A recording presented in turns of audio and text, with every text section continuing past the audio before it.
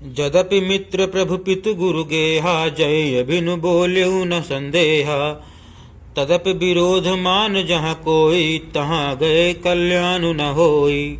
अर्थात यद्यपि इसमें संदेह नहीं कि मित्र, स्वामी, पिता और गुरु के घर बिना बुलाए भी जाना चाहिए, तो भी जहाँ कोई विरोध मानता हो उसके घर जाने से कल्याण नहीं होता। भांति अनेक शंभु समुझावा, भावी बस न ज्ञान उर आवा। कह प्रभु जाहु जो बिना ही बुलाए, नहीं भली बात हमारे भाए। अर्थात शिव जी ने बहुत प्रकार से समझाया, पर होनहारवश सती के हृदय में बोध न हुआ। फिर शिव जी ने कहा कि यदि बिना बुलाए जाओगी तो हमारी समझ में अच्छी बात न होगी। देखा हर जतन बहु, रही न दक्ष कुमारी। दिए मुख्य गण संग तब, विदा कीन त्रिपुरारी। अर्थात शिव जी ने बहुत प्रकार से कहकर देख लिया, किंतु जब सती किसी प्रकार भी नहीं रुकी, तब त्रिपुरारी महादेव जी ने अपने मुख्य गणों को साथ देकर उनको विदा कर दिया। भवन जब गई भवानी, दक्ष त्रास काहू न सन्मानी। सादर भले ही मिली एक माता, भगनी मिली बहुत मुस्काता। अर्थात भवानी जब पिता दक्ष के घर पहुंची, तब दक्ष के डर के मारे किसी ने उनकी आवभगत नहीं की। केवल एक माता भले ही आदर से मिली, बहनें बहुत मुस्कुराती हुई मिली। दक्ष न कछ पूछी कुशलाता, सती बिलोक जरे सब गाता। सती जाई देख्यो तब जागा, कतहु नदीक शंभु कर भागा। अर्थात दक्ष ने तो उनकी कुछ कुशल तक नहीं पूछी। सती जी को देखकर उल्टे उनके सारे अंग जल उठे। तब सती ने जाकर यज्ञ देखा तो वहां कहीं शिव जी का भाग दिखाई नहीं दिया। तब चित चढ़े जो शंकर कहे हो, प्रभु अपमानो समुझ उर दहे हो। पाछिल दुख न हृदय अस व्यापा, जस यह भयउ महापरितापा। अर्थात तब शिव जी ने जो कहा था वह उनकी समझ में आया। स्वामी का अपमान समझकर सती का हृदय जल उठा। पिछला पति परित्याग का दुख उनके हृदय में उतना नहीं व्यापा था जितना महान दुख इस समय पति अपमान के कारण हुआ। यद्यपि जग दारुण दुख नाना, सबते कठिन जाति अवमाना।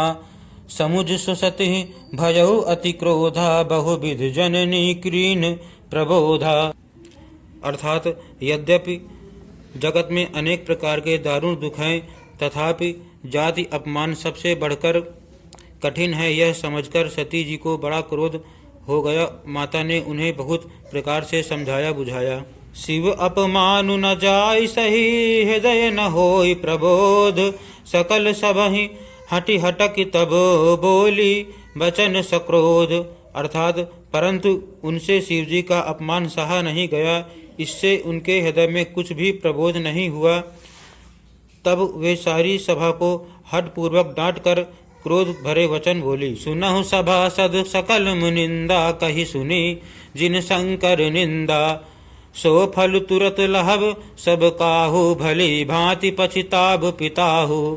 अर्थात हे सभासदों और सब मुनीश्वरों, सुनो, जिन लोगों ने यहाँ शिव जी की निंदा की या सुनी है, उन सबको उसका फल तुरंत ही मिलेगा और मेरे पिता दक्ष भी भली भांति पछताएंगे। संत शंभु श्रीपति अपबादा, सुनिय जहाँ तह असिमर जादा। काटिय तासु जीव जो बसाई, श्रवण मुदिना ता चलिय पराई। अर्थात जहाँ संत शिवजी और लक्ष्मीपति विष्णु भगवान की निंदा सुनी जाए, वहाँ ऐसी मर्यादा है कि यदि अपना वश चले तो उस निंदा करने वाले की जीभ काट लें और नहीं तो कान मूंदकर वहां से भाग जाएं। जगदात्मा महेश पुरारी, जगत जनक सबके हितकारी। पिता मंदमति निंदक ते ही, दक्ष शुक्र संभव यह देही। अर्थात त्रिपुर दैत्य को मारने वाले भगवान महेश्वर संपूर्ण जगत के आत्मा हैं। वे जगत पिता और सबका हित करने वाले हैं। मेरा मंदबुद्धि पिता उनकी निंदा करता है और मेरा यह शरीर दक्ष के वीर से उत्पन्न है। तजी हूँ तुरत देह तहि हेतु उर्धरि चंद्र मौलि वृष केतु असुह कहि जोग अगिन तनुजारा भयउ सकल मख हाहाकारा। अर्थात इसलिए चंद्रमा को ललाट पर धारण करने वाले बृहस्पति शिव जी को हृदय में धारण करके मैं इस शरीर को तुरंत ही त्याग दूंगी, ऐसा कहकर सती जी ने योग अग्नि में अपना शरीर भस्म कर डाला। सारी यज्ञशाला में हाहाकार मच गया। सती मरण सुनि शंभु गण लगे करन मख खीस, यज्ञ विध्वंसी विलोग मृगु रक्षा कीन मुनीस। अर्थात सती का मरण सुनकर शिव जी के गण यज्ञ विध्वंस करने लगे। यज्ञ विध्वंस होते देखकर मुनीश्वर मृग जी ने उसकी रक्षा की। समाचार सब शंकर पाए, वीरभद्र करिकोप पठाए, यज्ञ विध्वंस जाय तिन कीना, सकल सुरन विधवत फल दीना। अर्थात ये सब समाचार शिव जी को मिले, तब उन्होंने क्रोध करके वीरभद्र को भेजा। उन्होंने वहां जाकर यज्ञ विध्वंस कर डाला और सब देवताओं को यथोचित फल दंड दिया। भय जग विदित दक्ष गति सोई, जसि कछु शंभु विमुख कहे होई, यह इतिहास सकल जग जानी, ताते मैं संक्षेप बखानी।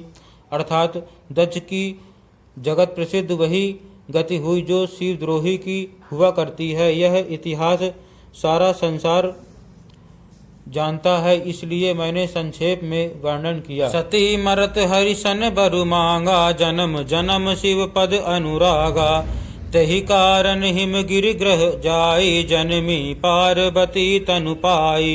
अर्थात सती ने मरते समय भगवान हरि से यह वर मांगा कि मेरा जन्म जन्म में शिव जी के चरणों में अनुराग रहे। इसी कारण उन्होंने हिमाचल के घर जाकर पार्वती के शरीर में जन्म लिया। जब ते उमा शैल ग्रह जाई, सकल सिद्ध संपत्ति तह छाई, जहाँ तह मुनि सुआश्रम कीने, उचित बास हिम मूधर दीने। अर्थात जब से उमा जी हिमाचल के घर जन्मी तब से वहाँ सारी सिद्धियाँ और संपत्तियाँ छा गईं। मुनियों ने जहाँ तहाँ सुंदर आश्रम बना लिए और हिमाचल ने उनको उचित स्थान दिए। सदा सुमन फल सहित सब द्रुम, नव नाना जाति, प्रगति सुंदर शैल पर, मणि आकर बहुभांति। अर्थात उस सुंदर पर्वत पर बहुत प्रकार के सब नए नए वृक्ष सदा पुष्प फलयुक्त हो गए और वहाँ बहुत तरह की मड़ियों की खाने प्रकट हो गए। सरिता सब पुनीत जलु बहाई, खग मृग मधुप सुखी सब रहाई, सहज बयउ सब की जीवन त्यागा, गिरि पर सकल करहि अनुरागा। अर्थात सारी नदियों में पवित्र जल बहता है और पक्षी वसु भ्रमण सभी सुखी रहते हैं।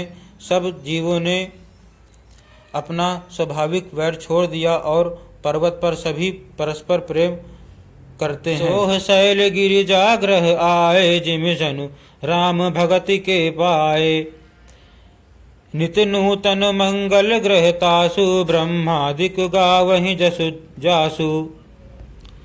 अर्थात पार्वती जी के घर आ जाने से पर्वत ऐसा शोभायमान हो रहा है जैसा राम भक्ति को पाकर भक्त शोभायमान होता है। उस पर्वतराज के घर नित्य नए नए मंगलोत्सव होते हैं जिसका ब्रह्मा आदि यश गाते हैं।